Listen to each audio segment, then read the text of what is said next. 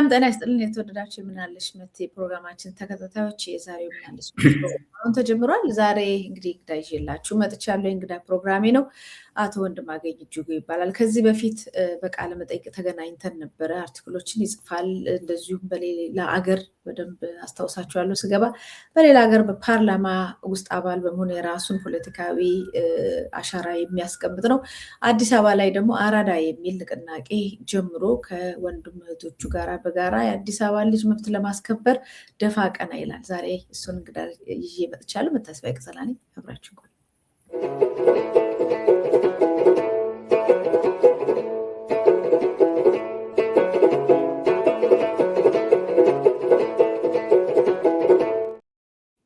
ያው ኢትዮጵያ ብትሆን ኖሮ የተከበሩ አቶ ይባላል የፓርላማ አባል ስትሆንና እንኳን ደህና መጣ። እንኳን ደህና ጠበቅሽኝ። ያው አንዳንድ ጊዜ የፓርላማ አባል ሲባል ሰው ግራ እንዳይገባው እዚህ በዚህ ሀገር ፖለቲካ ሲስተም አላል በየኮሚዩኑ ወይ በክፍለ ከተማ ወይ ምናምን ነገር እዛ ውስጥ የአንድ የፖለቲካ ፓርቲ አባል ስለሆንኩኝ በአካባቢው ደግሞ ተወካይና የሆነ አሁን ጤና ላይ ትምህርት ላይ ወይ ምናምን ነገር አንድ ወንበር ይሰጥሻል እና እዛ ያው ፖለቲካን ዝም ብዬ ፕራክቲስ አደርጋለሁ ማለት ነው በዚህ ሌቭል። በተረፈ ግን ያው ዋናው ስራዬ አይደለም፣ ፉል ታይም ፖለቲከኛ አይደለሁም፣ ሌላ ሙያ ላይ ነኝ ያለሁት ለማለት ነው። ግን ያው የዚህ ፖለቲካ ላይ አክቲቭ ነኝ ለማለት ነው። መታሰቢያ አመሰግናለሁ። እኔም እሱን መጥቀሴ ሀሳብ ሲመጣ በአንዳንድ ጉዳዮች ላይ ስንነጋገርና ሀሳብ ስትሰጥ እንደው ዝም ብሎ ምንም ነገር ከማያውቅ በዚህ ጉዳይ ላይ ምንም አይነት ልምድ ከሌለው ሰው እንዳልሆነ እንዲታወቅ ነው። እኔም እዚህ እንግሊዝ ሀገር የሌበር ፓርቲ አባል ነኝ። አሁን እንኳን ወደ ግሪን ፓርቲ እያደላው ነው። ነገር ግን እዛ በየሰፈሩ በካውንስሉ ስብሰባ ትጠራለህ። ከፈለግ ፈርዘር ትሄዳለህ። የውጭ ሀገር ነገር እንደዚህ ነው። ከፈለግ በደንብ መጠጋት የምትፈልገው ደረጃ ላይ ብዙ በሮች ክፍት ናቸው።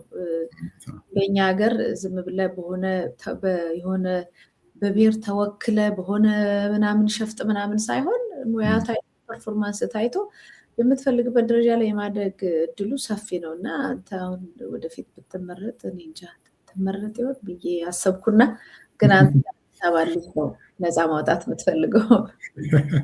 ያው እንዳልሽው ነው። ሰው ከፈለገ አሁን በዚህ በፖለቲካው ፐርሱ ማድረግ ከፈለገ መቀጠል ከፈለገ ፉል ታይም ፖለቲከኛ መሆን እፈልጋለሁ ካለ በሩ ክፍት ነው። ዋናው ሀሳብሽን መሸጥ ነው። ያው እኔ ያለሁበት ፓርቲ ወደ ግራ ዘመም ነገር ነው እና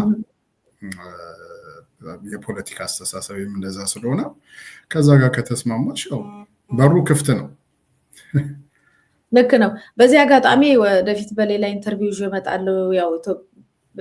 ያው ኢትዮጵያዊ ትውልደ ኢትዮጵያዊ ከሆኑ ቤተሰቦች የተወለዱ ውጭ ሀገር የተወለዱ ልጆች በተለያዩ ሀገር በተለይ አሁን በቅርቡ ራሱ ኤርትራውያንም ኢትዮጵያንም አንዳንድ ቦታ ላይ ቻሌንጅ ሲያደርጉ ሲከራከሩ ሰምቻለሁ። አሜሪካን ሀገር በየሀገሩ አሉ እና አሁን በቺካጎ ላይ አንድ ማይክ የተባለ ወጣት ልጅ ይወዳደራል እና በቅርቡ እንደውም በደንብ ዲቴሉንም ምኑንም ወደዚህ ያመጣሉ። እናንተም በኤክስ ገጻችሁ እንድታግዙት ያስፈልጋል።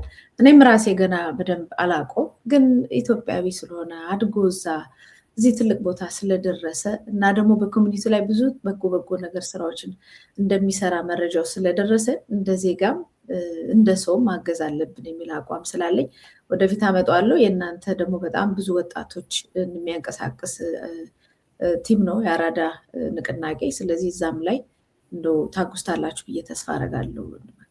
በሚገባ መልካም። እንግዲህ የወጣት ነገር ከሰማን አይቀር ያው ኢትዮጵያ ውስጥ ምንም የምርጫ አስቻይ ሁኔታዎች ባይኖሩም መንግስት በፊት ለፊት ምርጫ አረጋለሁ አገሩ ሰላም ነው እና አረጋለሁ ብሎ ደፋ ቀና እያልኩ ነው ይላል።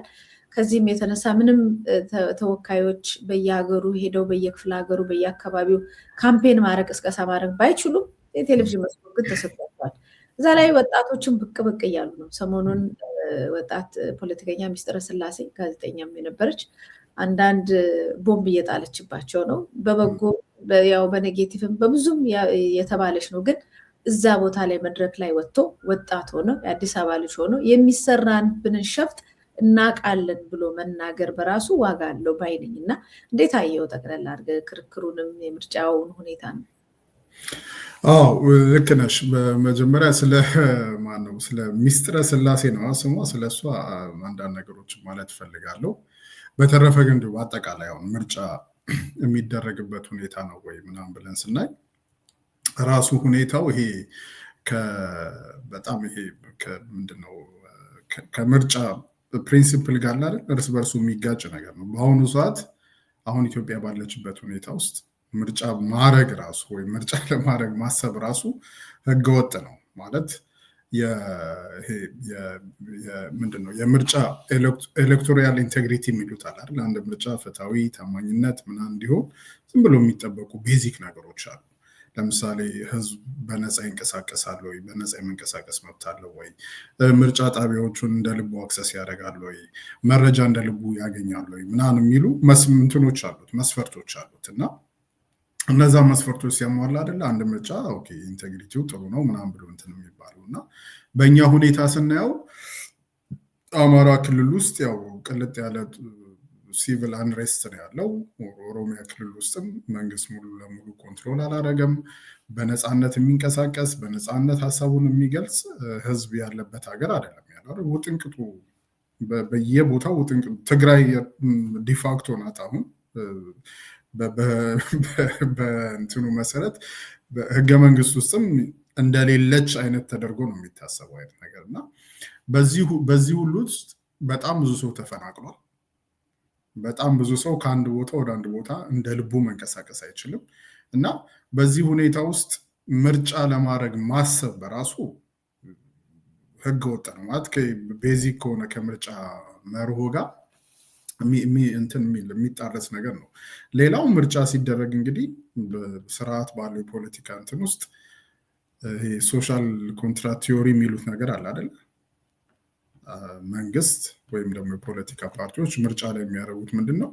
እኛ እንደዚህ እናደርጋለን ብለው ከዜጎች ጋር አዲስ ኮንትራት የሚፈርሙበት ነው አይነት ነገር እና ኮንትራት ከመፈረማቸው በፊት እኛ ይህን እናደርጋለን ምናምን ብለው ካምፔን ያደርጋሉ እና አሁን ያለው አገዛዝ እንግዲህ ከ5 ዓመት በፊት ከዜጎች ጋር የገባው ሶሻል ኮንትራት አለ ማለት ነው እና ያንን ኮንትራት ምን አድርጎት ነው ፈጽሞት ነው ወይ ምናምን የሚለውን ነገር ስናይ ያው ብዙም አናሊሲስ ምናምን የሚያስፈልገው ነገር አይደለም እና ይሄ ቅድም እንዳልኩት ከኢሌክሽን ኢንቴግሪቲ ወይም ከዚህ ከሶሻል ኮንትራት ፖሊሲ ጋር ማነው ቲዮሪ ጋር ምናምን ስታዩ በራሱ ምርጫ ለማድረግ ማሰብ ራሱ ህገወጥ ነው ብዬ ነው ማስበው። እኔም ማስበው ሳይሆን ዝም ብለን የፖለቲካ ቲዮሪዎችን ምናምን ስናይ ይሄን ነው የሚያሳየን። ትልቁ የሚያሳስበው ነገር ግን አሁን ኢትዮጵያ ባለችበት ሁኔታ በጣም በትግራይ በአማራ አካባቢ ኦሮሚያ አካባቢ ትልቅ ኮንፍሊክት አለ። አንሪዞልቭድ የሆኑ ወይም ያልተመለሱ ብዙ የፖለቲካ ጥያቄዎች ያሉበት ሀገር፣ ብዙ የፖለቲካ ፍላጎት ያላቸው የፖለቲካ ቡድኖች ያሉበት ሀገር፣ በጣም የተበታተነ ሀገር ውስጥ ምርጫ ማድረግ በራሱ ያለውን ይሄ ውጥንቅጥ ያለውን ኮንፍሊክት ቢጨምረዋል፣ ኢስካሌት ያደርገዋል። ምክንያቱም በእንደዚህ አይነት ሁኔታ ውስጥ ምርጫ የሚያደርጉ አገዛዞች ያው ያላቸውን እንትን ፖፑሊስት መንግስት ነው አይደል ያለውን እንትን ይሄ ምንድነው ሌጂቲሜሲውን በጉልበት ትንሽ አለ አይደል ትንሽ ምርጫ አደርጋለሁ ምናምን ብሎ ፋና ላይ የሆነ ግርግር ፈጥሮ ከዛ እንትኑን ለመቀጠል በሚያደርገው ሂደት ውስጥ ሌሎች ግን ሪዞልቭ ያልተደረጉ ያልተሰሙ የፖለቲካ ጥያቄ ያላቸው ቡድን አባላት ሌላ አማራጭ አይኖራቸውም። ስለዚህ የግድ ወደ ኮንፍሊክት እነሱን ወደ ግጭት ይገባና ሀገሪቷን እንግዲህ ላልተወሰነ ጊዜ ማባሪያ የሌለው ኮንፍሊክት ውስጥ ነው የሚከተው። ይሄ ማለት በብዙ ሀገሮች የተደረጉ በተለይ የተበታተነ ወይም ደግሞ ብዙ የፖለቲካ ጥያቄ ያላቸው ያልተመለሰ የፖለቲካ ጥያቄ ያላቸው ወይም ብዙ የፖለቲካ ኃይሎች ባሉበት እንትን ውስጥ ምንም አይነት የፖለቲካ ስምምነት ሳይኖር ምርጫ ማድረግ መጨረሻው የሚሆነው ያሉትን ኮንፍሊክቶች ያሉትን እርስ በርስ ግጭቶች ወደፊት ማስቀጠል ነው የሚሆነው። ሌላው በጣም መታሰብ ያለበትና ብዙ ሰው ልብ ሲለው ማላየው ነገር ደግሞ ምን መሰለሽ፣ እንደዚህ አይነት ህገወጥ የሆነ ምርጫ ማድረግ እንደገና ደግሞ የፖለቲካ ጥያቄዎች ሳይመለሱ እንዲህ በትንትኑ በወጣበት ሀገር ውስጥ ይሄ ኮንፍሊክትን ማራዘም ብቻ ሳይሆን ወደፊት ኢትዮጵያ ውስጥ ስርዓት ያለው የዲሞክራሲ ስርዓት የመገንባትን ተስፋ የሚያጨልም ነው የሚሆነው።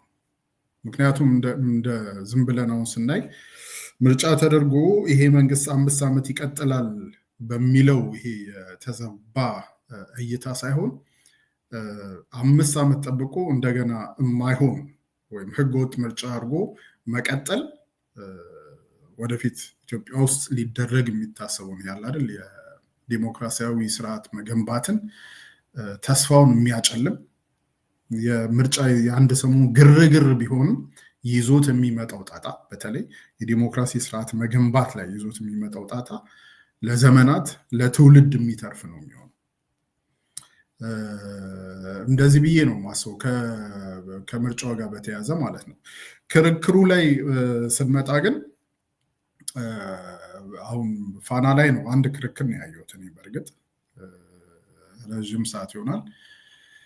እዛ ላይ ያየሁት ነገር በእርግጥ አሁን ከሁሉም መደም ስቲክ አድርጋ ያወጣችው ወይም እኔ ያለምንም እንደውም እንትን ላይም ሶሻል ሚዲያ ላይም ጽፌዋለሁ ያለምንም ሪዘርቬሽን በደንብ ቁጭ ብዬ የሰማኋት የተቀበልኳት አንድ በጣም ደስ የምትል ወጣት ፖለቲከኛ መጣለች፣ ሚስትረ ስላሴ የምትባል ማለት ነው። ሌሎቹ እንዳየሻቸው ያው ብልጽግና ይሄ በጣም ስልችት ያለንን የካድሬ ያላል የካድሬ ወሬ ነው ሲያወሩ የነበሩት። እኔ ኢዜማና ብልጽግና ለምን እዛ መድረክ ላይ ተፎካካሪ ሆነው እንደሚቀርቡ አይገባኝም። እሳቸው ይሽኮረመማሉ ከኛ ኮፒ ፔስት አድርገን ምናምን እየተባባሉ በጣም የሚያስቅ እንትን ነው። እኔ እንዲያውም እነሱ ጥሩ የሚሆነው አንድ ላይ ያለ አይደል መርጃ አንድ ፓርቲ ቢያደርጉት ነው የሚሻለው። በዛ ውስጥ ግን አንቺ ሚስትረ ስላሴ የምትባለው በጣም የምትገርም ወጣት ፖለቲከኛ እኔ ለመጀመሪያ ጊዜ በምለው መልኩ አይደል ትንሽ ሰው የሚሸት ለሰው የሚቀርብ የሰውን በደል በደንብ ባለችው ቀዳዳ በተለይ እንደ አንድ ወጣት ፖለቲከኛ የኢትዮጵያ ወጣቶች ላይ የአዲስ አበባ ወጣቶች ላይ የሚደርሰውን በደል በዛ መንገድ አርቲኩሌት አድርጋ መናገሯ በጣም ደስ የሚል ነገር ነው። ግን አሁን ይሄን የምርጫ የኔ ጥያቄ የሚሆነው ወደፊት ምናልባት ከፖለቲካ ፓርቲዎች ጋር አሁን ከነ ሚስትረ ስላሴ ፖለቲካ ፓርቲዎች ጋር ወይ ምናምን የምናደርገው ዲስከሽን ቢኖር ወይም አንቺ የምታዘጋጁ ዲስከሽን ላይ ቢኖር ምርጫን እንዴት አድርገን መጠቀም እንችላለን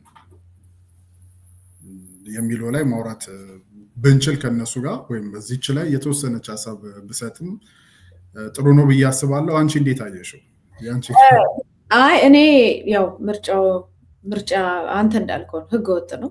ነገር ግን በዚህ ምርጫ ክርክር ሰበብ የተከፈተው መስኮት እና የተነገሩት ነገሮች ከምንም በላይ አስፈላጊ ናቸው ብዬ ነው የማስበው። ሚዲያ ኢትዮጵያ ውስጥ ተዘግቷል፣ የቀረነውም ተሰደናል። በየቀኑ ነው የሰው ድምፅ የሚታፈነው። ለራሳቸው ይጠቅመናል ባሉት ባዘጋጁት ክርክር ላይ ሳይወዱ በግዳቸው በሜንስትሪም ሚዲያ ላይ እንደዚህ አይነትን ክስና ውርደትን መቀበል ራሱ ትልቅ ነጥብ ማስቆጠር ነው ብዬ ነው። አንድ ሁለተኛው በአዲስ አበባ ልጅ ሆኖ ወጣት ሆኖ በእንደዚህ አይነት ሁኔታ ላይ በአደባባይ ወጥቶ ይህንን ቻሌንጅ ማድረግ ለነገ ያንን ለሚከተለው ማህበረሰብ በፖለቲካ ላይ በነፃነት ላይ በኢትዮጵያ ላይ ተስፋ የሚያደርገውን አብዛኛውን ሰው እንደገና ተስፋውን በደንብ አድርጎ ያለመልምለታል ብዬ አስባለሁ። ከዛ አንጻር ነው ያየሁት እኔ። ያንተንም አክልበት። ትክክል ነው። መችስ እንግዲህ አሁን ባለው ሁኔታ ከብልጽግና ጋር ምርጫ እንትን ካምፔን አድርጌ ምናምን ተብሎ መንግስት ሆናለሁ ምናምን ብሎ የሚያስብ የዋህ ያለ አይመስለኝም። ግን ምርጫን እንደ የህዝብ እምቢተኝነት ለመፍጠር እንደ አንድ መሳሪያ መጠቀም ይቻላል። ብዙ ሀገሮች ከዚህ በፊት አድርገውታል። በተለይ አገዛዞች አንዳንዴ ምርጫ የሚያደርጉበት በተለይ እንዲህ ፖፕሊስት የሆኑ አገዛዞች ምርጫን አለ አይደል የተወሰነ ግርግር ፈጥረው ትንሽም ብትሆን ወይ ከነሱ ጋር የሚመሳሰል ወይ ራሳቸው ፓርቲዎች ሰርተው ፈልፍለው በፊት ኢህአዴግ ቁጥር 1 እንደሚያደርገው ማለት ነው። ካልሆነም የተወሰኑትን አለ አይደል ለጨዋታው ድምቀት አስገብተው ከዛ በኋላ ያው ራሳቸው የራሳቸውን ስልጣን ምንድነው ሌጂቲሜት ለማድረግ ነው የመንግስት ዓላማ ያ ነው። አሁን መንግስት ይሄን ዓላማ ይዞ እንደሚንቀሳቀስ ይረዳሉ የፖለቲካ ፓርቲዎች ብዬ አስባለሁ። ይሄን ዓላማ ይዞ ሲንቀሳቀስ የብልጽግና አገዛዝ ለሚቀጥሉት 5 ዓመታት የያዘውን ስልጣን ለማስቀጠል የሚጠቀመው ግርግር ነው። ዝም ብሎ የጨዋታ ድምቀት ነው። እንደ አንድ የተቃዋሚ ፓርቲ ግን እችኛውን መስኮት ስናገኝ እንዴት ነው ልንጠቀምበት የምንችለው የሚለውን ነገር ስናይ በብዙ ሀገሮች ለምሳሌ በቅርብ ታንዛኒያ ላይ የሆነውን ካያችሁ ኡጋንዳ ላይ የሆነውን ካየን በየጊዜው እንደዚህ አይነት ምርጫዎች ሲደረጉ አንደኛ የሪል የሆነውን ከህዝብ ጋር ሪዞኔት የሚያደርገውን የህዝብን ድምፅ ለማሰሚያ የሚሆን መስኮት ትንሽ የጠባብ መስኮት አለች። ብዙ ጊዜ የሚሆነው ምንድነው ፖለቲከኞች በተለይ እንደ ጄኒዩን የሆኑ ለህዝብ የሚቆጩ የህዝብን ጥያቄ ይዘው የሚነሱ ፖለቲከኞች መድረኩን አያገኙ አይደል? አገዛዝ የሚያደርገው ያፍናል፣ ሚዲያውን ያፍናል፣ ስቴት ሚዲያውን ያፍናል፣ የራሱን የካድሬ ምንድነው የሚዲያ እንትን አርሚ ይፈጥራል። ከዛ በኋላ ሶሻል ሚዲያውንም ይቆጣጠራሉ። መፈናፈኛ የለም። ዝም ብሎ ያው በዚህ በኦልተርኔቲቭ ሚዲያው ላይ በሶሻል ሚዲያው ላይ በተለይ ከውጭ ልክ እንዳንቺ የሚዲያ ያላቸው ሰዎች ከሚያሰሙት ድምፅ ውጪ ኢትዮጵያ ውስጥ ትክክለኛ ህዝቡ እየደረሰበት ያለውን በደል ህዝቡ እየደረሰበት ያለውን ግፍ ሊያሰማ የሚችል ፕላትፎርም የለም። ፖለቲከኞችም ያንን በደል ያንን ግፍ ያንን እየደረሰ ያለውን ነገር ይዘው ህዝቡን ለማነሳሳት ህዝቡን ሞቢላይዝ ለማድረግ ምንም አይነት ፕላትፎርም የላቸውም እንደሚታወቀው። በዚህ እንትን ውስጥ ግን እችኛዋ አሪፍ እንትን ናት። አሪፍ ጠባብ ብትሆንም በጣም ደስ የምትል ግን ጠባብ መስኮት ናት። ለዚህ አገዛዙ የራሱን ስልጣን በግርግር አለ አይደል ለጨዋታ ድምቀት እነሱን አስገብቶ ስልጣኑን ለማስቀጠል ነው። እንደ ፖለቲካ ፓርቲ ግን እንዴት ነው የምንጠቀምበት ይሄን ብለው በደንብ ማሰብ አለባቸው። በተለይ ህዝብን ሞቢላይዝ ከማድረግ አንጻር ከህዝብ ጋር ለመገናኘት አንድ ከህዝብ ጋር ተገናኝቶ ደግሞ ህዝብን እንዴት ነው ሞቢላይዝ የሚደረገው። አሁን ሚስጥረ ስላሴን እኔ በጣም ደስ ያለኝና በክርክሯ ጊዜ ስንሰማ አሁን የሌሎችን ስንሰማ የደረቅ የሆነ አንደኛ ካድሬ ውሸት ነው የሚነግረን አይደል? ስለ ስንዴ ይነግሩናል፣ ስለ ኢትዮጵያ እንዴት እንዳደገች ምናምን ይነግሩናል። ሌሎቹ ደግሞ ይሄ ብዙ ጊዜ ኢትዮጵያ የተቃዋሚ የፖለቲካ እንትን ላይ የምናየው ነገር ምንድነው? ትንተና ቴዎሬቲካል የሆነ ትንተና አለ አይደል? ስለ ሊበራል ዲሞክራሲ ወይ ስለ ምናምን ዲሞክራሲ የኢኮኖሚ ፖሊሲ እንደዚህ ነው ምናምን የሚለው ምን ያህል ህዝብ ነው የሚረዳው? ያንን ማለት የአካዳሚክ ቋንቋ ምናምን ነገር ሰው ልብ መረዳትም የለበትም። ምክንያቱም አብዛኛው ሰው ፖለቲከኛ አይደለም። ከህዝቡ ኑሮ ጋር ሪዞኔት የሚያደርግ ሪሌት የሚያደርግ አሁን ህዝቡ እየደረሰበት ያለው ግፍ አለ፣ መከራውን እያየ ነው። ያንን መከራውን ግን በፖለቲካ ሌንስ በፖለቲካ መነጽር ማሳየት መቻል የአንድ የፖለቲከኛ እንትን ነው። የአንድ የፖለቲከኛ በቃ ትልቁ ችሎታው ይሄ ነው እንጂ አንድ ሰው መጥቶ ብልጽግና እንዴት አይነት ግፈኛ እንደሆነ ባስረዳ ህዝቡ እየኖረው እኮ እየተፈናቀለ በጦርነት እያለቀ በኢኮኖሚ ድህነት እየተሰቃየ እኮ ነው ይኖረዋል እኮ ያለ። ለዚህ አገዛዙ ምን ያህል መጥፎ እንደሆነ መንገሩ ምንም ትርጉም የለው። እሱንማ ያውቀዋል፣ እየኖረው።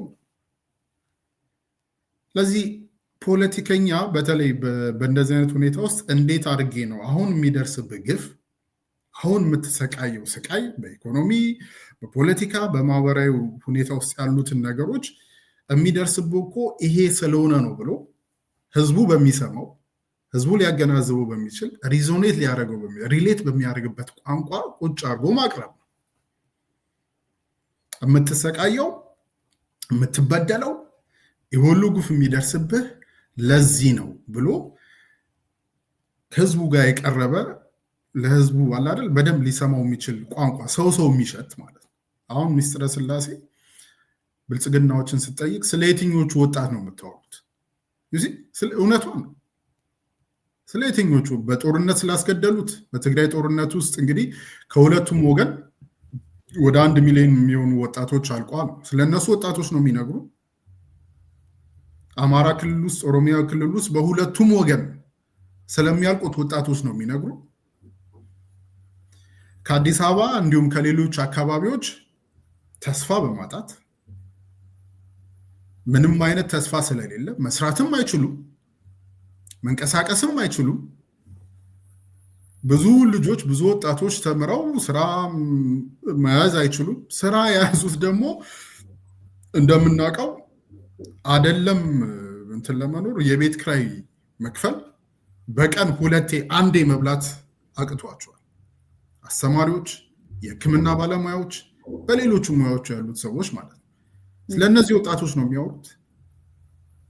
ብላ ገብቶሻል። ወደ ህዝቡ የቀረበ ኮንፍሮንት ማድረግ እና ከተቃዋሚ አንግል የመጀመሪያው ማሰብ የሚገባቸው እንዴት ነው ህዝቡን በዚህ ሰዓት ሪች አውት የምናደርገው፣ እንዴት ነው የምናገኘው አቴንሽኑን የምንይዘው። ምክንያቱም እኛ በምናደርገው እንቅስቃሴ እኛ የተረዳነው ነገር አንድ እውነት ምን አለ መሰለሽ፣ ምንድነው ብዙ ጊዜ በተለይ በዚህ በተቃዋሚ ፖለቲከኞች እና ፖለቲካ ላይ ተስፋ የመቁረጥ ነገር አለ። ዝም ብዬ አሁን ከአዲስ አበባ ኮንቴክስት እንትን ስልሽ በተለይ ከ97 በኋላ አሉ የሚባሉ ይሄ ፊገር የሚባሉ የፖለቲካ ሰዎች የአዲስ አበባ ህዝብ በ97 ዝም ብዬ አንድ ኤግዛምፕል ብነግርሽ ብዬ ነው ህይወቱን ሰጥቶ ወደ ስልጣን ያንደረደራቸው አሁን የት እንዳሉ የምናያቸው ፖለቲከኞች ናቸው አይደል? ግማሹ አሁን አገዛዙ ውስጥ ተቀርቅሮ ሆዱን የሚሞላ ነው ያለው፣ ግማሹ ምንም በቃ እዚህ ግባ ማቲው አይነት ነገር ነው ያለው። ያንን ስላየ ይሄ በተለይ የተቋሙ ፖለቲካ ላይ ያሉ ፖለቲከኞችን ፕሮሰሱን ምናምን ህዝቡ አያምነው፣ ተከድቷል፣ ደጋግሞ ተከድቷል። ኤግዛክት ምንም የሚሰማኝ እንደዚህ አይነት ስሜት ነው። እውነት ለመናገር እንደ አንድ አዲስ አበባ እንደተከዳው ነው የሚሰማኝ። ይሄን ነገር አንደኛ መጀመሪያ ማከም፣ ሁለተኛ ደግሞ ወደ እኔ መቅረብ፣ ወደ ህዝቡ መቅረብ፣ ሪሌት ማድረግ፣ ችግሩን ማሳየት፣ ችግሩን ማውራት። ይሄ ጥሩ ሜተድ ደግሞ ልክ አሁን ሚስጥረ ስላሴ እንዳደረጋችሁ ኮንፍሮንት ማድረግ። ስለ የትኛው ወጣት ነው የምታወሩት? ያኔ የተበደለ ሊሰደድ ያሰበ ምንም ቢሆን እዚህ ቁጭ ብዬ ከምሞት እየራበኝ ከምሞት ልሰደድ ከሚለው በየእስር ቤቱ ያለ ለጦርነት የሚማገሩ ወጣት ኦኬ የሚሰማኝ ሰው አለ፣ ስለ እኔ የሚናገር አለ፣ የኔን ችግር የሚሰማ አለ ብሎ ጆሮውን ይከፍታል። አንድ ጊዜ ደግሞ አንድ ማህበረሰብ ጆሮውን ከከፈተልሽ መስማት ከጀመረ ሞቢላይዝ ወደ ማድረግ ይገባል። ይሄ ምርጫ እቺ ፕሮሰስ የብልጽግናን ጨዋታ ለመጫወት ሳይሆን ህዝብን ሪች አውት ለማድረግ እና ህዝብን ሞቢላይዝ ለማድረግ መጠቀም አለባቸው ብዬ ነው። በጣም አስታወስከኝ። ወደኋላ መለስ ብለን ትዝ ይልህ እንደሆነ የድጋፍ ሰልፍ ተብሎ በሰኔ 30 ቀን ነው ምናምን ተደርጎ ነበር። አንደኛው ቀን ያው ኢህአዴግ በወቅቱ በአበልም በምንም ብዙ ህዝብ ወጥቶለት እንደ አቶ መለስ ዜናዊ በቃ በጣም ደስ ብሎት አቅዱን ስቶ በቃ ህዝቡ ከኛ ጋራ ነው ምናምን ብሎ ገባ። በንጋታው ያው ህዝብ ሌላውን ጨምሮ እንደገና ወጣና ትላንት ለብር ዛሬ ለምር ዛሬ ለፍቅር ብለው ግልብጥ ብሎ ወጣና እንደዚህ አይነት ክስተቶች መፈቀድ አለባቸው። አሁንም ቢሆን ትክክለኛው ነው። ይሄ መንግስት በእውነት ልብ ካለው የህዝብ የድጋፍ ሰልፍ ቢፈልግ ለራሱም ያድርግ፣ ለሌላውም ማህበረሰብ ለሌላው ተፎካካሪ ፓርቲ የድጋፍ ሰልፎች ምናምን መፍቀድ አለበት። የዛን ጊዜ ህዝቡ የልቡን ቢያንስ ተንፍሶ የሚደግፈውን የእውነት የሚደግፈውን ተናግሮ ይመለሳል። አሁን ያልከው በተለይ ዩጋንዳ ላይ እኔ በአጋጣሚ ምርጫ ቅስቀሳ ላይ እዛ ነበርኩኝ እና በጣም ነው የተደነኩት። በጣም ምክንያቱም በሞተር መንገድ እያዘጉ በየአካባቢው እየተሰባሰቡ ይቀውጡት ነበር ተፎካካሪ ፓርቲዎች በሚገርም ድምቀት ማለት ነው። እና ወይ ጉድ እንደዚህ ለካ ይቻላል፣ እንደዚህ እኮ ማድረግ በቃ የሌለ ነው የሚመስለው ኢትዮጵያ ስትኖር። እና አሁን በቅርቡ እኮ ታስሮ ነበር፣ የጋሞ ተወካያቸው ታስሮ ነበር። ባለፈውም ምርጫ እስከ መገደል የኢዜማ አባል ለምሳሌ ተገድሏል ናዝሬት ላይ። ሌላ ቦታ ደግሞ ለምሳሌ በኦሮሚያ ክልል ከብልጽግና ውጭ ሌላ ክልክል ነበር። ስለዚህ እነዚህ ሁሉ ባሉበት ሁኔታ ላይ ሌላውን ስታየው በጣም ይገርመኛል። መቼም ያለውን ርቀት ይሄንን መስኮት ብርግድ አድርጎ ነው የከፈቱት ሌሎች ሀገሮች እንኳንም እና ያለውን በጭላንጭልም ቢሆን ተጠቅሞ ቢያንስ ለህዝብ መቆሙን የህዝብን ችግር በደንብ እውቅና መስጠት በራሱ ይዞት የሚመጣው አንዳች ነገር አለ። ሌላው ግን ምናልባት ማንሳት የፈለጉት ከዚሁ ዩጋንዳ በነበርኩበት ውጭ አፍሪካ ሀገራት ያው ደሃ ታዳጊ ሀገራት ይባላሉ። እኛ ግን ደሃም ብቻ አይደለም፣ እኛ ረሃብተኛ መሆናችንን በጣም ነው የምታዝነው። እኛ በጣም ረሃብተኛ ነን። በጣም በረሃብ የሚሞት ማህበረሰብ ዛሬ ራሱ ዶቼ ቬለ ወጥቶ ነበር። ከዚህ ከተለያዩ ኦሮሚያ ክልል የተፈናቀሉት በየቦታው ያሉት እየሞቱ ነው። ራሱ ነዋሪ ሆነው በተለያየ ክልል በተለይ በአማራ ክልል በሌሎችም በደቡብ ኮንሶ ምናምን አይቼ የህዝቡ ኑሮ በጣም ላይምሮ በጣም የሚከብድ ነው የዛን ጊዜ ማለት ነው። አሁን ዞር ብሎ ማን እንደሚያየው አላውቅም። ምን አዲስ ነገር አለ? በአማራ ክልል እየሄዱ አንዳንድ ሰዎች ኢንተርቪው የሚያደርጓቸውን እነ መልእክተኛውን አይነት ሰዎች አይተህ ከሆነ አንዲት ሴት አለች በየቤቷ አንኳኩታ ስትገባ ድርቅ ብለው እየሞቱ ያሉ እናቶችን ነበር የምታገኘው። አንድ ቦታ ቢሆን እሺ አንድ ነው። እንዴት ነው በየቀኑ እንደዚህ አይነት ሰዎች ልታገኝ የምችለው? ያ ማለት ተዘግቶበት በረሃብ እየሞተ ያለ ማህበረሰብ አለ ማለት ነው። ከዛ እነሱ ወጡና ምርጫ ምልክታችን ስንዴ ነው ብለው መናገር ጀመሩ። አሁን እንዳልኩ ዩጋንዳ አሁን እና አንዳንድ ቦታዎች ላይ ማህበረሰቡ መንግስትን መቀየር አንድም ብዙም በቃ ለፖለቲካው ብዙም ግድ የሌለው ብዬ የማስበው ረሃብ የለበትም። በቃ የምግብ ነገር በአመት 2 ነው ሃርቨስት የሚያደርጉት የሚሰበስቡት። ማንኛውም ድሃ የተባለ ሰው ግጥም አድርጎ ባላንስ ዳይት ነው። ባላንስ ዳይት ስል ከሁሉም ፕሮቲኑ እንደዚህ በትልቅ ፕሌት ነው የሚበላው። እያንዳንዱ መሬት አለው ያርሳል፣ ፍሩት አለ ያድጋል። አገሪቷ ላይ ምርት በጣም ሞልቶ የፈሰሰ ስለሆነ ስለሚበላና ስለሚጠጣ ስለማይራብ ሌላ ነገሩን በቃ ባልናገር አርፌ ይላል። እኛ ተርበንም ተሰደንም ቤታችን ላይ በዶዘር ላያችን ላይ ተልኮብንም ሁሉንም ነገር ነን እና ይሄ አልነበረም ወይ? በእርግጥም እስከ ነፍጥ ይዞ ጫካ እስከ መውረድ ድረስ የሚያደርስ ቁጣም እኮ ያመጣው አብዛኛው ይሄ ነው እና በዚህ አጋጣሚ አሁንም ድረስ የበጋ ስንዴ ያመረትን ለማለት ነው ወይስ ምግብ አሁንም ለኢትዮጵያ ሕዝብ ብርቅ ነው አሁንም ብለው ነው ስንዴን ምልክት አድርገው ይዘው የመጡት? ማማለያ ነው? ስላልገባኝ ነው እንደው ሀሳብ ብትሰጥበት። አዎ አይ እሱ ነው ትልቁ አይረኒ። እኔ ብዙ ጊዜ አንድ በጣም የምስማማበት አንድ የቆየ የፖለቲካ ቲዮሪ አለ። በጣም የቆየ ነው፣ ፕሌቶ ጊዜ ምናምን የተጻፈ ነው እና አንድ ብዙ ትንተና አለው። ግን ዞሮ ዞሮ አንድ አገዛዝ የሚመስለው ህዝቡን ነው ሲባል ወይም ህዝቡ በደም ሲተነተን ህዝቡ እስከፈቀደለት ድረስ ነው አንድን አገዛዝ ትከሻው ላይ የሚሸከመው። ትከሻ ይባላል እኛ አንድ ዕቃ አንስቼ ትከሻ ላይ ብሸከመው እኔ እስከፈቀድኩለት ድረስ ነው አይደል? እኔ ያንን የመሸከም ፈቃዴ ዊሌ እስኪቆም ድረስ ነው ያ ዕቃ እኔ ላይ የሚቆመው እና አገዛዞችም እንደዛ ናቸው። አሁን የብልጽግና አገዛዝ በብዙ ማለት ምን ዴሊቨር አረገ ብለን ስናይ ዝም ብሎ ብዙም ትንታኔ ምናምን የማያስፈልገው ነገር ሲጀመር አገሪቱ ውስጥ ትግራይ የነበረውን እልቂት አይተናል አይደለ? አማራ ክልል ውስጥ አሁንም ጦርነት ነው ያለው። ኦሮሚያ ክልል እንደምናውቀው ነው በኮንፍሊክት የታመሰ እንትን። አሁን እኮ የሚገርምሽ ከአዲስ አበባ እኮ ወደ ሌላ ቦታ እንደ ልብ ምናምን መሄድ እኮ አይቻልም። እንዴት ተደርጎ አይታሰብም አይደል? ከዛ ውጪ ማለት በቃ ቤዚክ የሆነ አንድ መንግስት ባል አይደል አንድ በቃ አንድ ዜጎች ባል ከአንድ ቦታ ተነስተው ወደ አንድ ቦታ የመሄድ ይባል ቤዚክ ሴኩሪቲን መስጠት ያልቻለ አቅመ ቢስ መንግስት ነው እውነት ለመናገር። ከዛ ውጪ በኢኮኖሚ ጉዳዮች ካየ ነው እንግዲህ የረሃብ ከተማ ውስጥ ረሃብ አለ። አሁን ወደ ሌሎች ወደ ክልል አካባቢ ምናምን ብቻ ሳይሆን አሁን ከተማ ውስጥ ራሱ እኮ አዲስ አበባ ውስጥ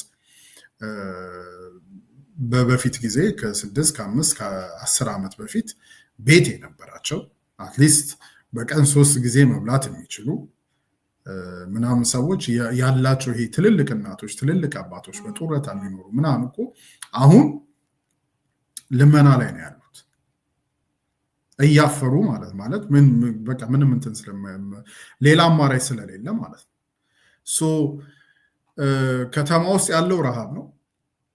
ክልል ከተሞች ውስጥም ያለው ረሃብ ነው። ጦርነቱ፣ ኮንፍሊክቱ፣ የመንግስት የራሱ ማፊያ በየቦታው በሚተክለው ምንድነው ይሄ ቼክ ፖይንት ሳላል በዛ ምክንያት ምርት የሚንቀሳቀስበት ምናምን አይደለም። ኢኮኖሚው እኮ አሁን በታምር እኮ ነው ያለው። ኢንፍሌሽኑን የምናየው ነው። እዛ እንግዲህ የሚኖሩ ሰዎች ከቤተሰቦቻችን ጨምሮ ብዙ ሰዎች እናያለን። በፊት አስተማሪ ሆነው የተለያየ ሙያ ላይ ሆነው አትሊስት የቤት ኪራያቸውን ከፍለው ዝም ብሏል አይደል መኖር የሚችሉ ሰዎች ዛሬ ላይ መኖር አልቻሉ። የቤት ኪራይ መክፈል አልቻሉ። በቀን አንድ ጊዜ መብላት መታሰቢያ ታምር ነው ለሲቪል ሰርቪሱ ለአስተማሪው። እየተራበ ነው ያለው። አሁን ይሄ መኖር ሌላ ነገር ማሰብ ምናምን እኮ ቅንጦት ነው። በቀን አንድ ጊዜ መብላት ለማ የአንድ የከፍተኛ ትምህርት ተቋም ውስጥ ገብቶ ብዙ ዓመት ለተማረ አገሪቷን ላገለገለ አስተማሪ፣ ሐኪም፣ መሐንዲስ ምናምን በቀን 3 ጊዜ መብላት በቀን 2 ጊዜ መብላት ሚራክል ነው። ይሄ በሆነበት ሪያሊቲው ይሄ ነው። የብልጽግና መንግስት በጣም ወይም አገዛዝ አስቴቲክ ላይ ነው ፎከስ የሚያደርገው። አሁን ስንዴ አመረትን ምናምን የሚባለው እስከ ቅርብ ጊዜ የወርልድ ባንክን ዳታ ስናይ በደንብ የልመና ስንዴ እና ኤክስፖርት የምታደርገው ኢትዮጵያ ናት። ሲጀመር ስንዴ ኤክስፖርት አድርገናል ወይም ላርጀስት ኤክስፖርት እኛንን ለምናምን ለማለት በጣም ብዙ ጊዜ የሚፈጅ ስራ ነው። ዝም ብሎ አብይና ሽመለስ የሆነ አንድ ወለጋ ውስጥ ኦሮሚያ ውስጥ የሆነ የሽመል ምንድነው የሚባለው ማሳ ውስጥ ስለተነሱ በነጋታው ኢትዮጵያ ስንዴ ኤክስፖርት ልታደርግ አትችልም አይነት ነገር እና እስካሁን ኢትዮጵያ ስንዴ ኢምፖርት የምታደርግ የእርዳታ ስንዴ የሚላክላት ሀገር ናት። ሶ ይሄ አስቴቲክ ላይ ፎከስ የሚያደርጉት ለምንድን ነው? አንደኛ የዚህ አገዛዙ አስተሳሰብ አሁን ሪያሊቲው አይደለም። ሪያሊቲውን እኮ እነሱም ያውቁታል። ነገር ግን አንደኛ ከሃይማኖት ጋርም ከምን ጋርም የሚያያዝ ነገር ይመስለኛል። ከአገዛዙ ዋናው አለቃቸው ከአብይ ጀምሮ የሚያምኑበት ነገር አለ። ይሄ ልክ እናንተ እመኑ፣ ስለ ድህነት አታስቡ፣ ስለ ጦርነት አታስቡ፣ ስለ ጥሩ ነገር አለ አስቡ እና ያ ነገር ይመጣል የሚል በምናብ እንደበላችሁ አርጋችሁ እንደጠግበናል በሉ የሚል ይሄ አለ አይደል? አንዳንዴ ከዚህ ከኒው ኤጅ ሙቭመንት ጋር የሚመሳሰል ከተወሰኑ ሃይማኖቶችን ጋር የሚያያዝ አይነት ነገር ይዘው ነው የመጡት። በፖሊሲ ደረጃ ይሄ አለ አይደል? በፖሊሲ አውጥተሽ ጥናት ተጠንቶ ፖሊሲ ወጥቶ ያ ፖሊሲ የሚተገበርበት ምናምን አይነት ነገር አይደለም አሁን ያለው አገዛዝ። አሁን ያለው አገዛዝ እመኑ ብቻ እመኑ፣ በቃ ስለ ጦርነት ስለ ድህነት ምናምን አናወራ፣ ግን ጥሩ ነገር የምናስብ ከሆነ ያ ጥሩ ነገር ማኒፌስት ያደርጋል ብሎ ነው የሚያስቡት። እንደዛም ነው ሰውየው እኮ በየቦታው የሚናገረው ይሄ ነው። አስቴቲክ ላይ ነው ፎከስ የሚያደርጉት። በቃ አዲስ አበባ ውስጥ የሆነ መንገድ ሰርተናል፣ የሆነ ፏፏቴ አለ፣ ያ ግርግር ይፈጠራል፣ ማሳ ውስጥ ቁጭ ሄደው ፎቶ ይነሳሉ። የመንግስት ባለስልጣን የሚነዱት መኪና የቢሮ ዲዛይናቸው ምናምን በጣም ኤክስትራቫጋንት የሆነ እንትን ነው እና ያችን አስቴቲክ ያላቸው ነገር ያ ሌላ እኮ ነገር የላቸው። ሊያሳዩት የሚችሉት ነገር አንደኛ ከዚህ ከኤምሬትስ በተሰጠው ገንዘብ አዲስ አበባ ውስጥ የሆኑ የተሰሩ ምንድነው መንገዶች አሉ፣ የተሰሩ ህንፃዎች አሉ። ከዛ ውጭ ደግሞ እነዚህ ፕራይቬት ሴክተሮች ካፒታሊስት የምታያቸው ከመንግስት ጋር የተቆራኙ አንዳንዶቹም በመንግስት ባለስልጣን ባለቤትነት የሚመሩ ሪል ስቴቶች ትልልቅ ህንፃ ምናምን ይሰራሉ። ያ አዲስ አበባ ውስጥ ለሚራበው የቤት ኪራይ መክፈል አቅቶት ለሚሰቃየው ትራንስፖርት አቶ በየቀኑ ከምንድን ነው ከዚህ ከጦር ኃይሎች ተነስቶ እስከ ፒያሳ በእግሩ እየሄደ ለሚሰራው ሰው ምንም የሚፈጥርለት ነገር የለም። ስለዚህ ሊያሳዩት የሚችሉት ነገር ምንድን ነው? እቺ አስቴቲክ ከላይ የምትታየው ነገር አለች አይደል?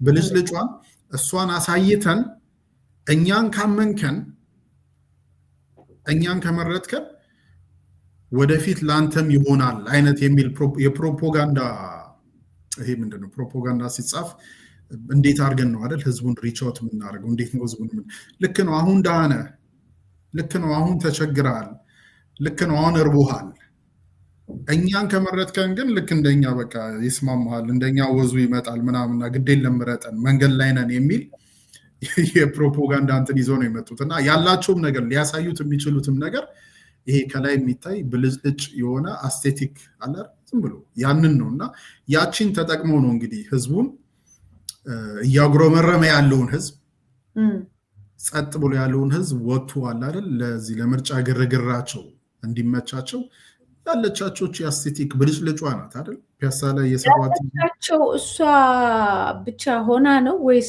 በሷ ጀርባ የሚሰሩትን ወንጀል የመሬት መሸጥ፣ ትላልቅ ልጆችን ላይ መሬት መስጠት፣ ሌሎች ትላልቅ ነገሮችን መሸፈኛ ተደርጎ ሊሆን አይችልም ወይ?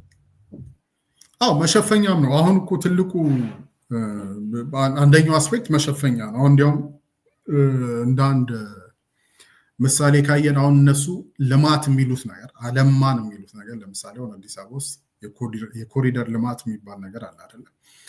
የኮሪደር ልማት ትክክለኛ ስሙ በነገራችን ላይ ልማትም አይደለም።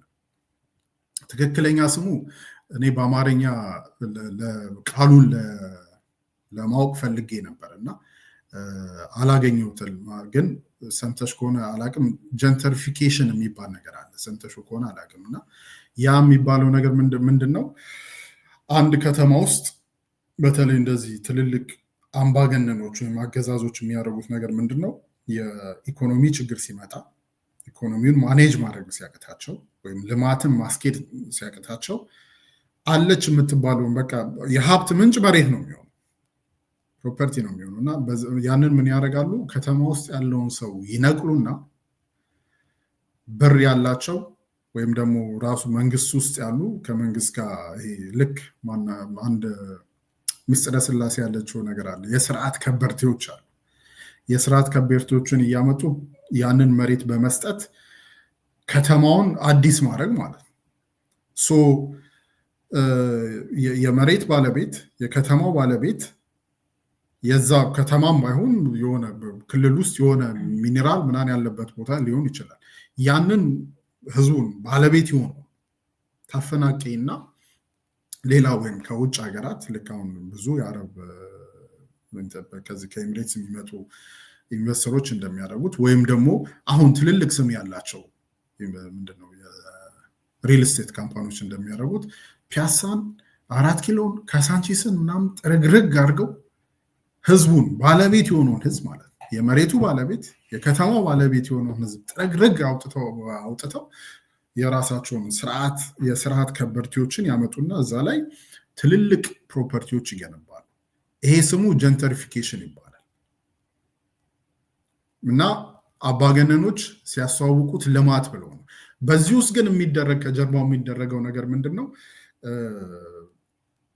አንድ ዜጋ ያለውን በተለይ አንድ ሀገርሽ ከሆነ ሀገርሽ ውስጥ አሁን እኛ የምንኖርበት ሀገር እንግዲህ ቤትሽን ወይም አካባቢሽን ማንም መቶ መንግስትም ቢሆን ሊያፈርስ አይችልም።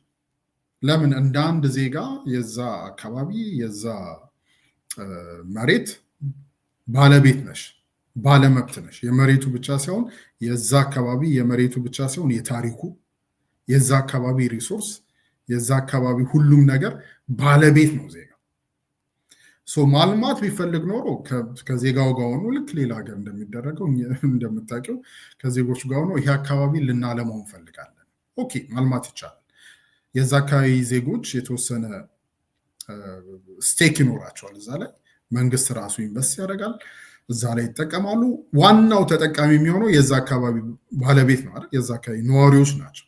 አሁን እየተደረገ ያለው ነገር ግን በተለይ ከዚህ አይ ቲንክ ከ80ዎቹ ከ90ዎቹ ጀምሮ በአገዛዞች በተለይ ላቲን አሜሪካ ላይ በጣም የተደረገ ነገር ምንድነው? ባለቤቱን ህዝብን በማፈናቀል አዲስ የስርዓት ከበርቴዎችን መትከል፣ ስሙም ጀንተሪፊኬሽን ነው የሚባለው። መጨረሻው ደግሞ ክራይሲስ ነው። እዚህ ውስጥ የኛ የኢትዮጵያ ውስጥ እየተደረገ ያለው ጀንተሪፊኬሽን ልክ እንትን ምን አለው መሰለሽ፣ አንዳንድ ሰዎች የአካላዊ እንቅስቃሴ ሲያደርጉ የሚጠቀሙት ስቴሮይድ አለ አይደል? ናቹራሊ ኤክሰርሳይዝ አድርገው ጡንቻቸውን ማበልጸግ ምናምን ሳይሆን ቶሎ አለ አይደል የሆነ ቅርጽ እንዲይዝ ምናምን የሚጠቀሙት ስቴሮይድ አለች። እና የኛ ደግሞ መጥፎነቱ ምን አለው መሰለሽ፣ የብሔር አሁን ካለው አገዛዝ ጋር በብሔር አይደንቲፋይ የሚያደርጉ አሁን ያለውን አገዛዝ የዚህ ብሔር ነን እኛ ምንም አናመጣም። ልክ ማነው አትሌቱ አሁን ሰሞኑን መኪና የገጨው ስሙ ማን ነበር? በእናትሽ ረሳሁት።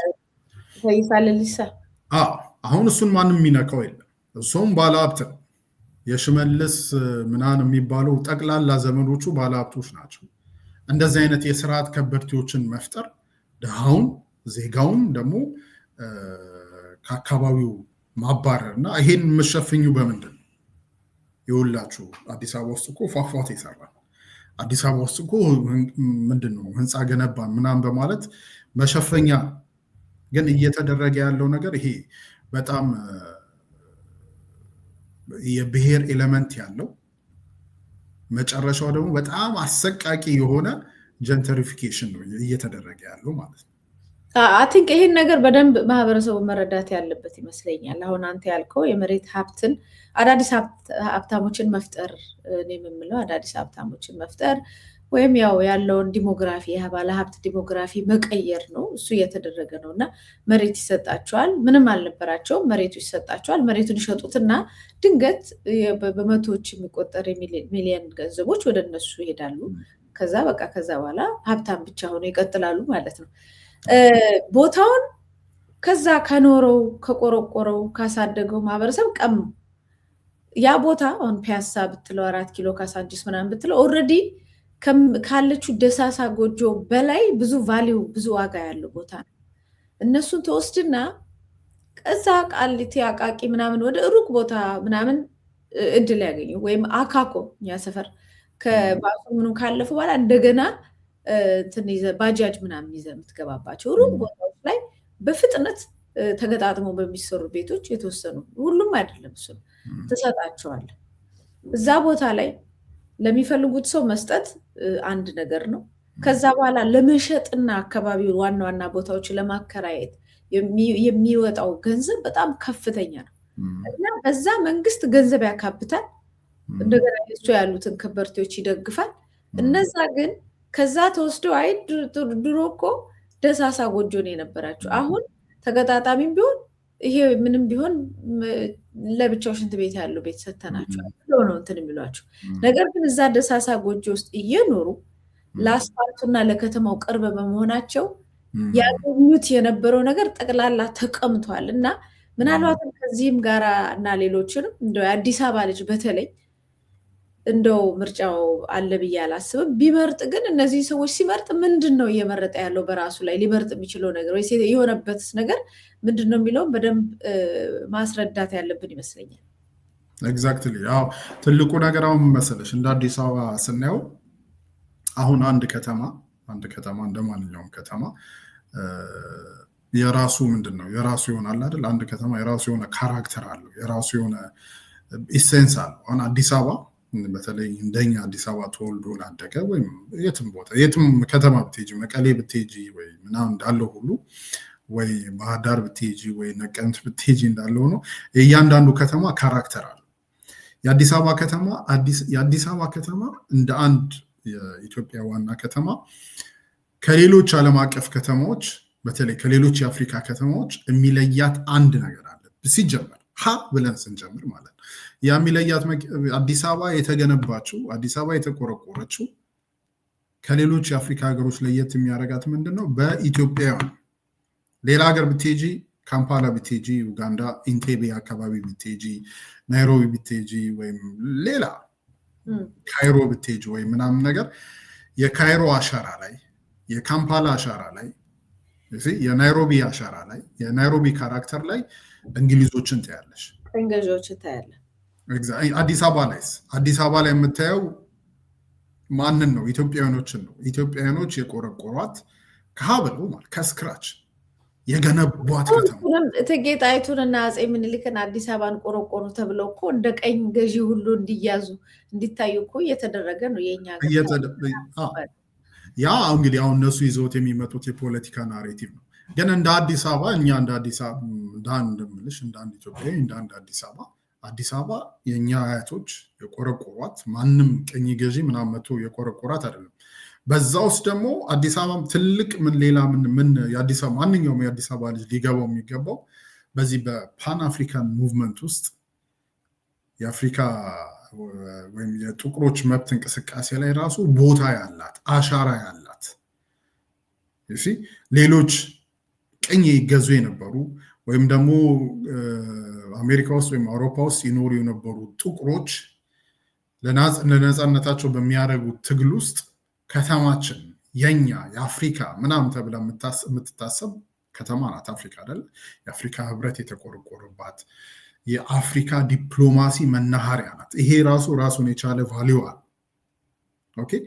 ከዛ ውጪ ከዚህ ከፖለቲካ ከዲፕሎማሲ እና ከታሪክ ቦታው ካለው ቫሊዩ ደግሞ ወጣ ብለን ስናየው እንደ እዛ አካባቢ አዲስ አበባ ተወልዶ እንዳደገ ደግሞ ለኔ ለአንቺ ምናምን ምናችን ነው? ታሪካችን ነው፣ ማንነታችን ነው። ዝም ብሎ መሬት አይደለም። ፒያሳ ለኛ ለኔና ለአንቺ ለአዲስ አበባዎች ትርጉም አለው። ፒያሳ ለምንድን ነው የምንለው? ፒያሳ ለምንድን ነው አራዳ የተባለው? ፒያሳ ስንሄድ ከማንነታችን ጋር ከታሪካችን ጋር ከሜሞሪያችን ጋር ትልቅ አታችመንት አለ። ያ ራሱ ቫሊዩ አለ። ዩ ሲ ሶ እነዚህን አሁን አምጥቶ ሲያጸዳ እያደረገን ያለው ምንድን ነው?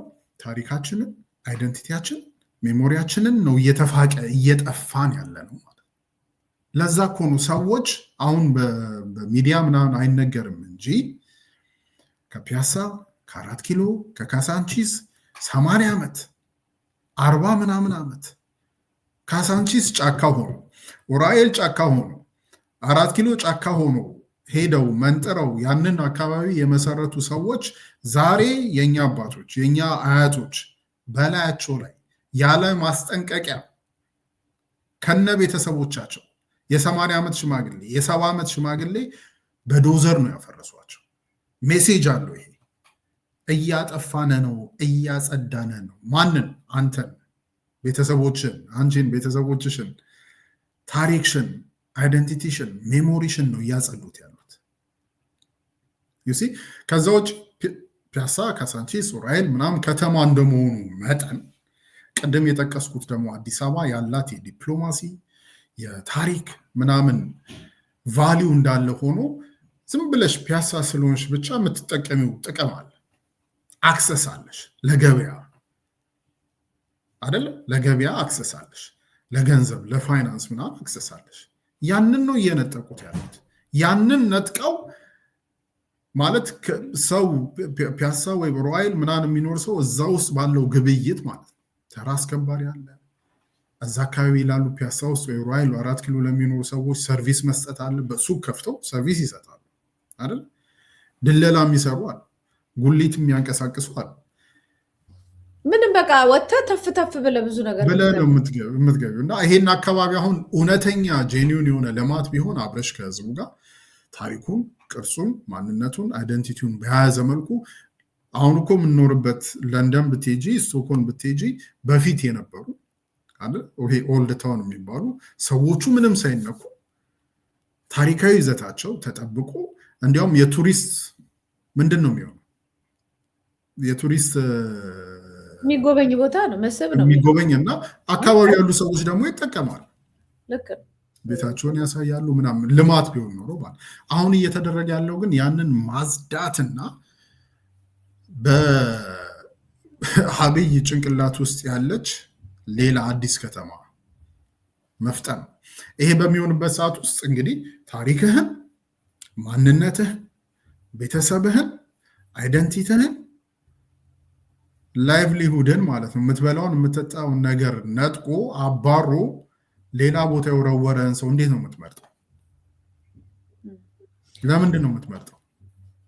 ሌላው ደግሞ ያው የአዲስ አበባ ልጅ ላይ ከባድ የሆነ ንቀት ይሁን ጥላቻ ይሁን መገለል ይሁን አለ። በቃ ይመጣ አምባገነን መንግስት ሁሉ ሲመጣ ያርፍበታል። በአሁኑ ደግሞ የአዲስ አበባ ልጅ አለ መባል ራሱ ደስ አይላቸውም ይመስለኛል። በቀበሌ ብትሄድ በክፍለ ከተማ ብትሄድ እንደው ምንም እኔ ወያኔ ይሻላል ብዬ አላስበው እንጂ ወያኔ ዋናው ጀማሪው ማስተር ፕላን አውጪው ነው ብዬ ነው የማስበው። እነዚህ ደግሞ ይሉኝታ ቢሶች ናቸው። በዛው በኖርክበት ሰፈር ላይ ያሉ ልጆች እኮ ካድሬ አድርጎ አሰልጥነው ምናምን ቤታዊ ዲሞክራሲ አሰልጥነው እነሱን ነበር የሚያስቀምጧቸው። ከላይ እኮ ቀበሌ ገብታ ይባላል። አሁን እንደዛ የለም። አካባቢን አያውቀውም፣ አንተን አያውቅህም። ከሌላ ቦታ ነው የሚመጡት። ስለማትተዋወቅ ደግሞ አያዝኑልህም። የትም ቦታ ላይ ሂድ፣ ከቀበሌ እስከ ክፍለ ከተማ፣ ቀበሌ መሆን የቀረ ክፍለ ከተማ እስከ ምናምን የትም ቦታ ላይ አሉ የተባሉ ቦታ ላይ አዲስ አበባ ልጅ ማየት ብርቅ ነው። በቃ አታየው። በጣም ጥቂቶች ተወደው ምናምን ሊሆን ይችላል። አብዛኛው አዲስ አበባ ልጅ ወይ ባይተዋር ነው ወይ ስደተኛ ነው። እዛውም ስደተኛ ነው ወይንም ከሀገርም ወጥቶ ስደተኛ ነው። እና ሙሉ በሙሉ እኔ ከባድ የሆነ መገለልና ጥቃት ደርሶበታል ብዬ ነው የማምነው። ኤግዛክትሊ ያ እኮ ነው አሁን ትልቁ ነገር። በተለይ የአዲስ አበባ ልጆችን እንዲገባቸው የምፈልገው አሁን የትም ቦታ ብትሄጂ ለምሳሌ ኦሮሚያ የሚባለው አካባቢ ሄደሽ አሁን ነቀምት የሚባል አካባቢ ብትሄጂ እና ነቀምት የሚባል አካባቢ ውስጥ ይሄ ዞን ቀበሌ ይኖር አላውቅም ብቻ ዞን ምናምን ስትሄጂ እዛ ውስጥ ነቀምት ዞን ውስጥ የትምህርት ቢሮ፣ የውሃ ቢሮ ምናምን ነገር ወይ ባህር ዳር ሄደሽ ባህር ዳር ውስጥ እዛው አካባቢ የባህር ዳር ከተማ ምናምን ከንቲባው ማን ነው፣ የባህር ዳር የትምህርት ቢሮ ማናቸው ምናምን ብለሽ ስትሄጂ ጠቅላላ የዛ አካባቢ ሰዎች ናቸው። ነቀምት የተወለደ፣ ባህር ዳር የተወለደ፣ መቀሌ የተወለደ ምናምን ነገር በዛ በተወለደበት አካባቢ ውስጥ የዛ አካባቢ የሲቪል ሰርቪሱን የአዲስ አበባስ አይታወቅም። የማናውቃቸው ሰዎች ግማሹ ከነቀምት ግማሹ ከምናምን መጥቶ ነው አይደለ? አሁን እኮ በተወለድሽበት ባደግሽበት ከተማ ውስጥ መታወቂያ ለማውጣት ስትሄድ ማነህ አንተ ማነሽ አንቺ ይልሻል። ትናንት ከዛሬ 6 ወር ከዛሬ 2 ዓመት በፊት መጥቶ ክፍለ ከተማ ውስጥ ቁጭ ብሎ አንተ ተወልደ አርገ ቤተሰቦችህ አያቶችህ በቆረቆሩት ሰፈር ውስጥ ባሳደጉ ሰፈር ውስጥ ማለት ሄደ ቀበሌ መታወቂያ አንተ ማነህ ይላል። ለምነህ ጉቦ ሰጥተህ ነው መታወቂያ የምታገኘው። ዩሲ ስለዚህ ይሄ አሁን ወደ ፖለቲካ ስናመጣው ራስን በራስ የማስተዳደር የፖለቲካ ስልጣንና ውክልና የማግኘት መብት ቁርጥም ተደርጎ ተበልቷል። ለዚህ ነው ባይተዋር። ለምንድን ነው ባይተዋር የምትሆነው? በተወለድሽበት አያቶች፣ እናቶች፣ ቤተሰቦች በቆረቆሩት ባሳደጉት ከተማ ውስጥ ለምን ባይተዋር ሆናለሁ፣ ለምን ስደተኛ ሆናለሁ ብሎ መጠየቅ በጣም የመጨረሻው ቀላል ነገር። ማን ነው አንተን ወይ አንቺን መጥቶ መታወቂያ ለማውጣት ስትሄድ አንተ ማን የሚል ማን ነው? እሱ ራሱ ማን ነው ብሎ የመጠየቅ ቻሌንጅ የማድረግ እምቢተኝነት መነሳት አለበት። ያ ከሌለ መገፋቱ ይቀጥላል። ያ እምቢተኝነት ከሌለ ግቡ ይቀጥላል። ያ እምቢተኝነቱ ከሌለ ያው መጨረሻው የሚሆነው ሞት ነው፣ መገፋት ነው፣ መሰቃየት ነው፣ መበደል ነው። ለዚህ ያለው አማራጭ ሁለት ነው። ይሄን ስቃይ፣ ይሄን ግፍ፣ ይሄን በደል ተሸክሞ መኖር ነው ወይስ ለምንድን ነው ይሄን ግፍ? ከተማ እኮ ነው ቦታዬ እኮ ነው፣ ዜጋ እኮ ነኝ፣ መብቴ ነው። ይሄን መብቴን አዳነች ወይ አብይ ወይ የሆነ ቀበሌ ውስጥ ያለ ክፍለ ከተማ ውስጥ ያለ ደስ ሲለው የሚሰጠኝ ምናን አይደለም። እነሱ ስለፈለጉ አይደለም ቤት የሚሰጡ። የመኖሪያ ቤት ማግኘት መብት ነው። ሀገር እኮ ነው፣ ዜጋ እኮ ነው። እሱ ማን ሆኖ ነው ለአንተ ከዚህ ሰፈር ወጥተህ እዛ ሰፈር ሄድ የሚል? ለምንድን ነው? ያንን መብታችንን ነው፣ ያንን መብት መልሶ ወደ እጅ ማስገባት ማንም አይሰጠንም ለማለት ነው። ምናልባትም እንደማጠቃላይ ይሆናል መገፋቱ በደንብ ገልጸዋል ብዬ ነው የምገምተው። ይህን መገፋት የሚኖር ማህበረሰብ ደግሞ አንተ ስትናገረው ከዛ በላይ እንደሚሰማው አውቃለሁ። ባይተዋርነቱ፣ ምኑም፣ ተስፋ መቁረጡ፣ ማዘኑም አለ። አሁን እምቢተኝነት እምቢ ማለት አለበት ነው አይደል? እምቢ ሲል ብቻውን ሄዶ አንድ ሰው ቀበሌ ሄዶ እምቢ ቢል ቀጥቅጠው ያስሩታል ወይ የሆነ ነገር ያደርጉታል። ልክ ነው። እምቢተኝነትስ ቢሆን እስከምን ድረስና በምን ደረጃ ነው መሄድ ያለበት? ምክንያቱም ዝም ብሎ የሰው ኪሳራ እንዳይኖርበት፣ የነፍስ ኪሳራ ጉዳት ብቻ እንዳያመጣ እምቢ ብሎ ነገር ግን እምቢ ባለበት ሂደት ተደራጅቶ እንደዚህ አይነት ነገሮች በማይደገሙበት ሁኔታ የፖለቲካ ለውጥ መምጣት ሀገሪቷ ውስጥ ከሌለ አሁንም ተመልሶ ወደዛ ውስጥ ዘጭ ብሎ እንዳይወድቅ ምንድን ነው መደረግ ያለበት የሚለውን ምናልባት እንደ መዝጊያም ጠቅለል አድርገን። አዎ በጣም አሪፍ ጥያቄ ነው። ይሄ መጨረሻው ትልቁ ክፍተትም ያለው ይሄ ነው ማለት ለምሳሌ የተቃዋሚ ፖለቲከኞች እንዳሉ አሁን በተለይ እነ ሚስጥረ ስላሴ መስራት አለባቸው ብዬ የማስበው፣ ሌላው ደግሞ ልክ አሁን እንደልሽው የአዲስ አበባ ህዝብ ማወቅ አለበት ብዬ የማስበው ይሄ ነገር ከገባው መብቱ እንደተነጠቀ፣ ይሄ መብት ደግሞ በጣም ቤዚክ የሆነ መሰረታዊ የሆነ መብቱ ነው። መብት ነው ሲባሉ እኮ በቃ በእጃችን ያለ ነው፣ መብታችን ነው፣ የኛ ነው ማለት ነው። ይሄን ለማስከበር ግን ብቻውን ሄዶ እንትን ቢል ያው ተቀጥቅጦ ይባላል። እዚህ ውስጥ ትልቁ ቁልፉ ያለው ምንድነው? መደራጀት። መደራጀት መቻል አለበት፣ አንድ ላይ መሆን አለበት። ምንድነው የተነጠቀው መብት እንዳለ፣ ከእጁ የወጣ መብት እንዳለ ካወቀና ከገባው ይሄ መብቴን ተነጥቄያለሁ፣ መብቴን አሳልፌ ሰጥቻለሁ። መብቱን እኮ አንድ ሰው በእጁ ያለውን ነገር አሳልፎ ሲሰጥ ነው አይደለ እንትን የሚለው።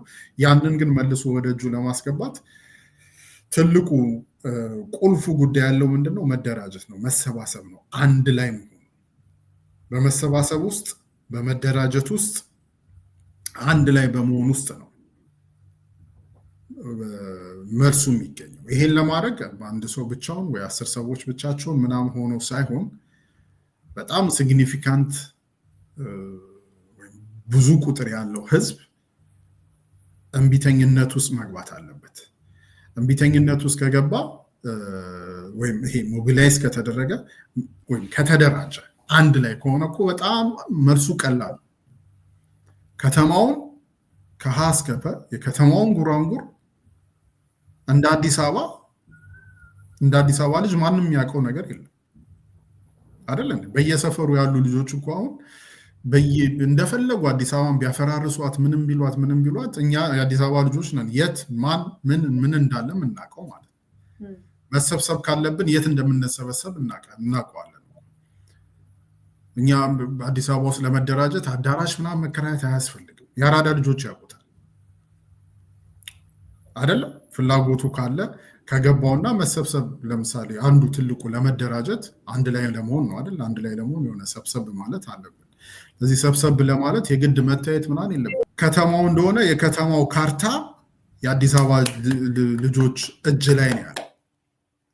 አሁን የመጡት ይሄ የስርዓት ምንድነው ስርዓቱ የፈጠራቸው ከበርቴዎች ወይም ደግሞ ስርዓቱ የፈጠራቸው የሴኩሪቲ ከተለያየ አካባቢ ያመጣቸው የሴኩሪቲ ሰዎች አዲስ አበባን እንደ አዲስ አበባ ልጅ አያውቁትም። ለመደራጀት ቦታ መምረጥ፣ ቦታ መሰባሰብ ምናምን ነው አይደል? ያንን ከአዲስ አበባ ልጅ በላይ የሚያውቀው የለም። ከዛ ውጭ ግን አሁን ላይ አዲስ አበባ ውስጥ ተደራጅተው የሚንቀሳቀሱ አሉ። እነሱን መቅረብ፣ እነሱን ማግኘት የግድ ይውኝ ምናምን ሳይሆን በመደራጀት ውስጥ ደግሞ የሚመለሱ ብዙ ጥያቄዎች አሉ። አሁን ተደራጀን፣ መብታችን ተነፍቋል፣ እንዴት ነው ያንን መልሰን የምናገኘው የሚባለው ደግሞ ያ ሁሉ መልሱ ያለው መደራጀት ውስጥ ተደራጅተው አንድ ላይ ሲሆኑ አንድ ላይ ሲሰበሰቡ ሲስማሙ እዛ ውስጥ እንዴት መብታቸውን መልሶ እጃቸው ላይ ማስገባት እንደሚችሉ እዛ ውስጥ መልሷል። ልክ ነው። መልካም እጅግ በጣም አመሰግናለሁ። ኤግዛክትሊ ከ59 ደቂቃ ነው የጨረስከው። የአንድ ሰዓት ኢንተርቪው ነበር። ብዙ የአዲስ አበባን ነገር እንድንወያይ ይፈልግና ብዙ ስለሆነ እንደውም እኔ ራሱ ሳላስበው ነው የሚያልቅብኝና ለዚህ ነው ደጋግመ መምጣት ያለብህ በምትችለው ሰዓት። በተለይ እኛ አዲስ አበባ ተወልደን ያደግን ሰዎች አሁን እኮ አዲስ አበባ ተነስቶ ለመሄድ ራሱ ብንፈልግ ድሮ የሳልነው ትዝታችን ያይ የጋራ ማንነታችን ምናምን ተሸርሽሮ ምን ልናደርግ እንሄዳለን ትላለህ አንዳንዴ። በተለይ ውጭ ኖረ ፓርክ ተራ ነገር በሆነበት ብልጅ ነገር ተራ በሆነበት ነገር መቼም ኮሪደር ልማት ልታይ አትሄድም። ልታይ ሄዶ የሰፈር ልጅ ነው እሱ ደግሞ የለም እሷም የለችም። የሰፈር ሰዎች ተሰብስበው ቤተክርስቲያን ሲሄዱ ወይም ጁማ ሲሰግዱ ምናምን ያለው ማንነት ነው እኛን ያስተሳሰረን ማንነታችን እሱ ነው። እና እሱ በሌለበት ሁኔታ ላይ አዲስ አበባም ሀገር ማለች ለማለት ከባድ ስለሆነ እንዳልከው እንግዲህ ማህበረሰቡ ተደራጅቶ ራሱን እና ማንነቱን መልሶ ይወስዳል ብዬ አስባለሁ። አቶ ወንድማገኝ እጅጉ ስለነበረ ቆይታ እጅግ በጣም አመሰግናለሁ። መታሰቢያ እንግዲህ በሚቀጥለው እንዲህ እየመጣን አንዳንድ ነገሮችን እናወራለን። ስለሰጠሽኝ እድል በጣም ነው የማመሰግነው። እኔም አመሰግናለሁ። መልካም ምሽት። አድማጭ ተመልካቾቻችን ስትከታተሉት የቆያችሁት የዛሬው ምናለሽ መቲ ፕሮግራማችን ነበር። እንግዲህ ከወጣት ወንድማገኝ እጅጉ ጋር ሰፋ ያለ የአዲስ አበባ ጉዳዮች የሀገራዊ ጉዳዮችም አንስተናል። በዚህ ጉዳይ ላይ ይህንን ብትነጋገሩበት ይህንን ብትጠይቂልን የምትሉኝ ካላችሁ በምናለሽ መቲ @gmail.com ወይንም እዚህ በታች በምታዩት በስልክ ቁጥር እንድጽፉልኝ አደራላለሁ። ያስተናግድኳችሁ መታሰቢያ ገሰላ ነበር። ዳግም እስከምንገናኝ